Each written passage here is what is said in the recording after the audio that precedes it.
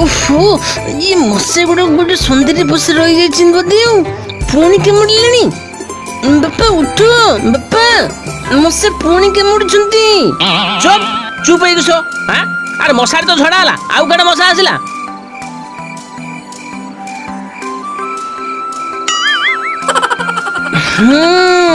ଏଥିରେ ବୁଝିଲି।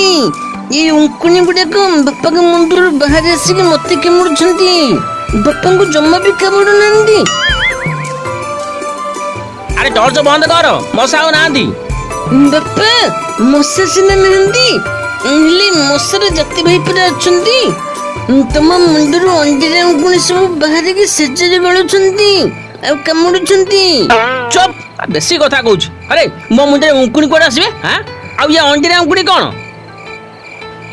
ବାପା ମୁଁ ଦେଖିଛି, ସରୁ ସରୁ ଉଙ୍କୁଣି ସବୁ